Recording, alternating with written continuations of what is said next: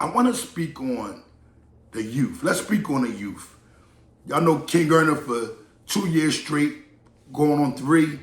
I dealt with the youth in all of the Camelot schools, all of the roughest schools. I dealt with them daily. Yes, the Honor Your Life campaign. When you hear me say Honor Your Life campaign, know that King Erna dealt with the youth for free for a year. The other year I got paid.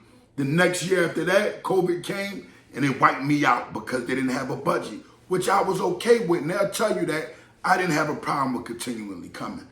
But school was shut down. You know how it was. It was just crazy. But nonetheless, man, I think the main problem is the system isn't realizing what they have on their hands. So you get an individual who comes in for stealing something, right? They keep them in one spot, the new Youth Study Center, they call it the JJC, right? They'll keep them there. They'll keep all these kids there with the same mindset. So you got a killer on one unit, right, with each other. You got the robbers on one unit with each other. You got the petty crimes, the people who may have got locked up a little bit more. Everybody's on one unit. They're not separating anyone. They may say, oh, if your joint is a capital murder type of situation or that type of murder, oh, we'll put you here. But somehow, some way, when you come out your room, which it looks like a cell or block, you get the prison atmosphere. So it's kind of like giving them that strength, like I can do the time in the jails. And it's also giving them that mindset that we all are alike. See, when I was coming up, you had the Real Juvenile Justice Center. That was in Southwest Philly, if I'm not mistaken. I think that was right off of Baltimore Avenue, like 58th and Baltimore or something of that nature. I can't remember. The 7-Eleven was right around the corner. We used to go to Cobbs Creek, play the basketball. You had Miss Bean in them house, who was in a little further up that was like in Cobbs Creek. I forgot that little area. That was like a Upper Darby, Lower Upper Darby type of place. You know, it was like a situation where you lived at this home and you got a chance to get on the phone. You got a chance to go, you know, the staff would take you out, the stores. But these people didn't have that bad of a crimes. And some of them did, but their prison discipline wasn't bad. Like they wasn't getting in trouble in jail. So the system had understanding how to house certain individuals. Now they're housing everybody in one spot. You don't have a CBDS on Girard Avenue. You don't have a CBDS Slayton Farms. You don't have a CBDS St. Gabe's. You don't have all of these different type of living arrangements where children can get a different outlook on everything outside of just being a criminal. So now they're made to be hardened criminals. All the youngins is made to be hardened criminals.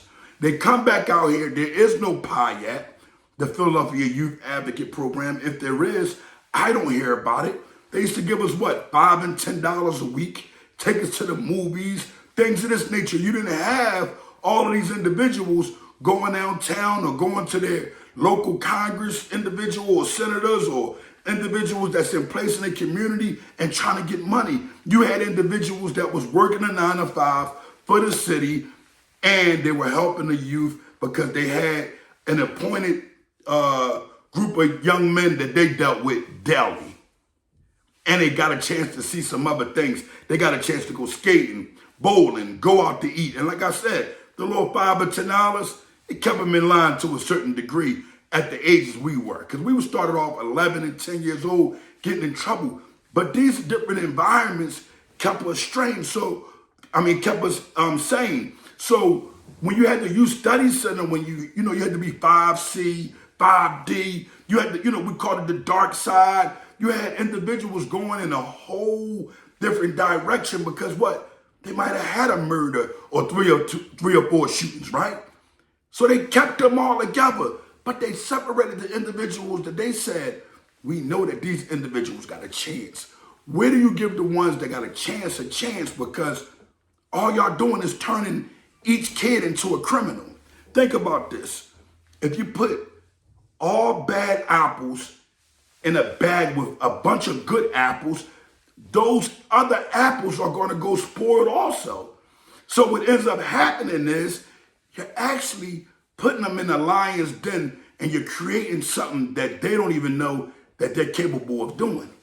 But because you guys are allowing that type of system to go on, everybody is just handcuffed, living in a rough situation where it looks like we're jailers.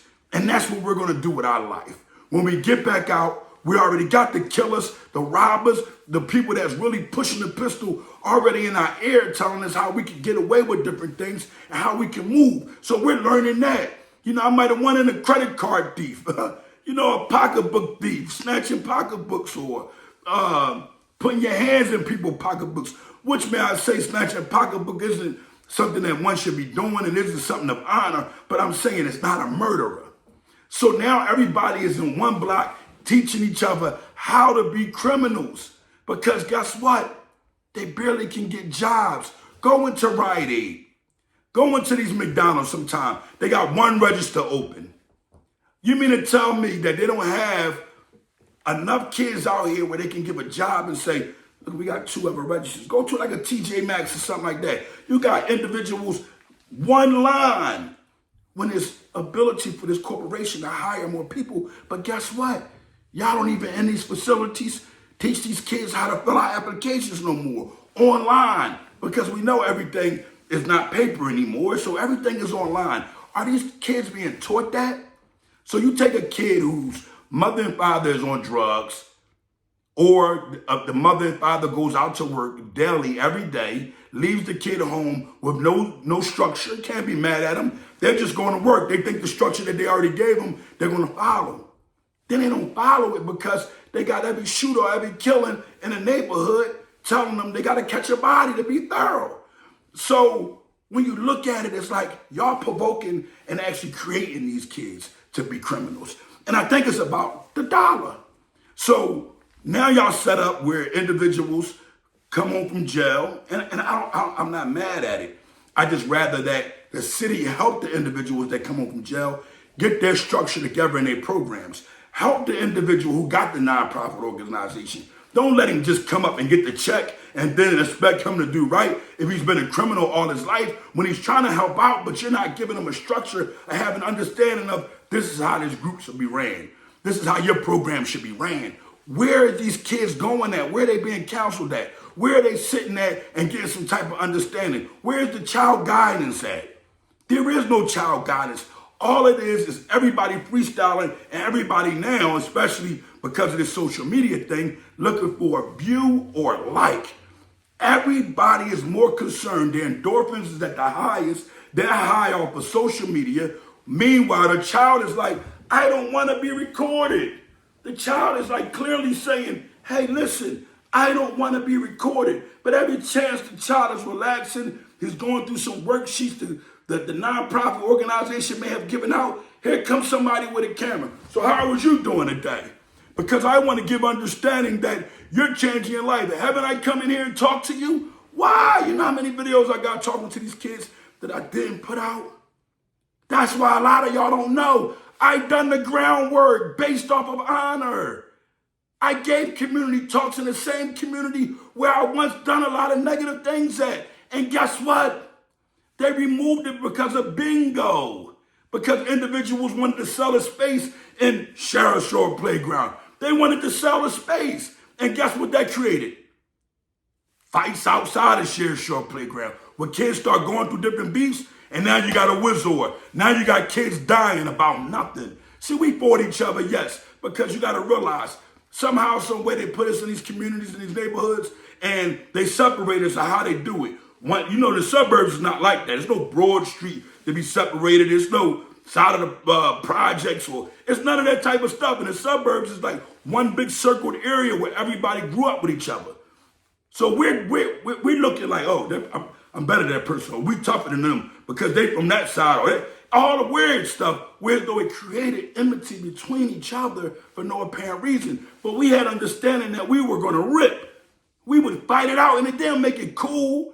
Fighting, killing, none of that makes it cool. But y'all staring up and putting all the bad apples in one bag with the good apples.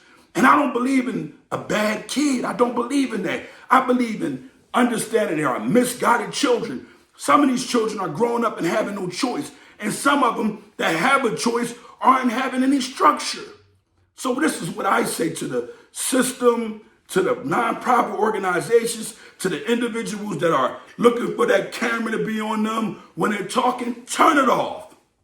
Turn it off. Maybe the child will care for you. Maybe he'll say, Mr. So-and-so or Miss So-and-so really loves me because they're not trying to put me on social media. It's embarrassing. Every shirt they get, every clothing they get, every little bit of food they get, every type of guidance and direction is on camera. And y'all asking why? Because they're trying to hold on to something. Maybe a father figure that's not there. Maybe a big brother figure that's not there. Remember you had the Big Brothers program where the kids just dealt with big brothers that was serious. They wasn't recording them and things of this nature. You don't have that. So the kids don't have the care, the love. They're thinking so-and-so, he been in jail. Oh, he gonna talk about jail stories. Shoot him up, bang, bang, boy. Hey, yo, they go Mr. So-and-so, man. Look at him. Check him out, man. He was a shooter at a time, man. Look, or he's still moving around. He's shaking and baking. This is how I feel. No. We didn't look at it like that. Mr. D in Juvenile Justice Center, we know he was a Puerto Rican man who just, might have been on drugs probably at a time in his life. But guess what? He made sure that he showed us love and honor and took us places. If we didn't act correctly, he didn't take us. You had Miss Mickey. You had these programs.